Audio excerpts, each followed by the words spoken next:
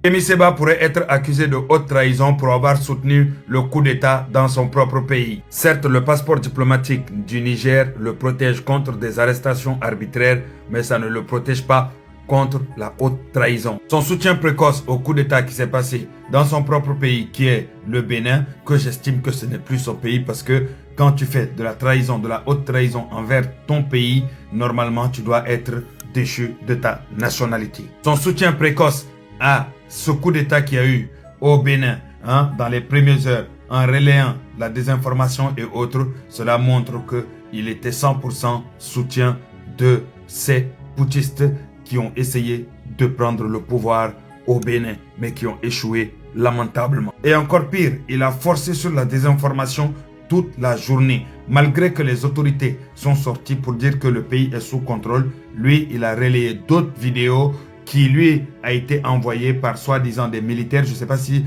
voilà, c'est les militaires qui lui ont envoyé ça directement ou comment il a pu avoir ça. Mais c'est le premier à avoir la vidéo du colonel Tigri qui était en train de parler. Limite même tout le monde a pris cette vidéo-là chez lui, dans son compte. Où est-ce qu'il a pris cette vidéo-là?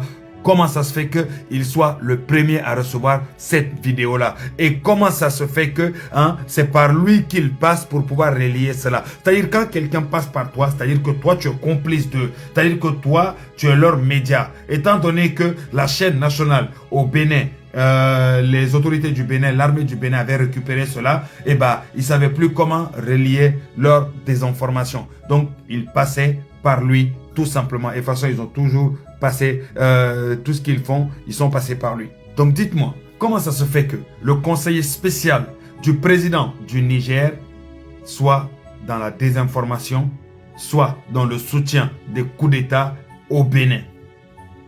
Comment ça se fait? Et que aucune autorité du Niger lui dise quoi que ce soit. Et qu'il ait toujours son passeport diplomatique. Tout le monde trouve ça normal actuellement. Mais c'est très très grave. Ce qui montre que si le Niger ne fait rien, ce qui montre que le Niger soutient les coups d'État au Bénin et que le Niger soutient tout ce que Kémy Séba fait et que le Niger aussi peut être considéré comme complice de cela par rapport à Kémy Séba qu'ils protègent via leur passeport diplomatique qu'ils hébergent, mais aussi qui est le conseiller spécial du président Tiani du Niger. Et si vous vous demandez pourquoi le Niger fait ça, le Niger fait ça tout simplement parce que le Niger voit en Kémy Séba un allié idéologique pro-russe. Non seulement pro-russe, mais anti-CEDEAO, anti-français. Ils utilisent Kémy Séba pour amplifier leur narratif de libération du Sahel. Voilà, c'est pas pour rien. Chacun bénéficie de cela. En fait, c'est un deal entre eux. Sinon, vous allez me dire, parmi les millions d'enfants du Niger qui sont au Niger, il n'y en a pas un parmi eux qui peut être conseiller spécial du président du Niger. Il a fallu aller chercher un Français, venir lui donner le passeport diplomatique du Niger pour qu'il soit conseiller du président du Niger. Alors que les enfants du Niger sont là-bas par millions. Posez-vous les questions.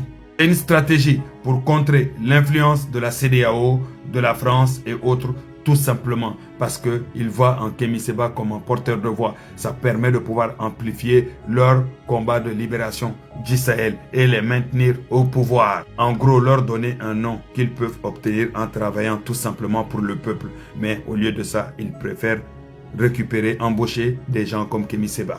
Selon la Charte des Nations Unies, article 2.7, aucun État n'a le droit d'interférer dans les affaires internes dans notre État.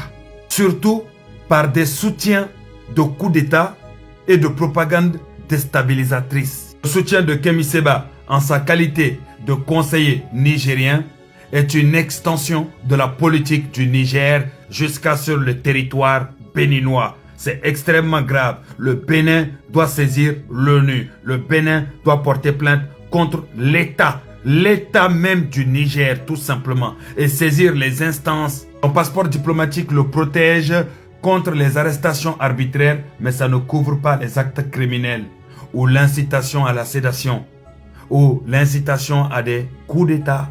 Et si vous voulez, vous pouvez rajouter là-dessus la trahison, haute trahison.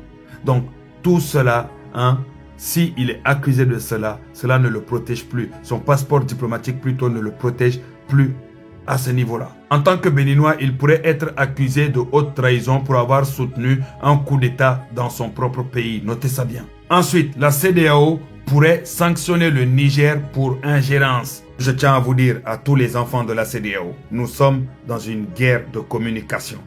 Désormais, n'importe quel pays de la CEDEAO attaqué au niveau des réseaux médiatiquement par ces gens-là, on doit riposter tous ensemble.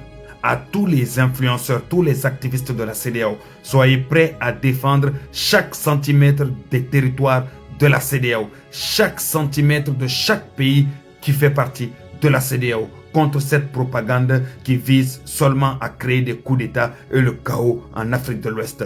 Vive le Bénin, vive le président Talon.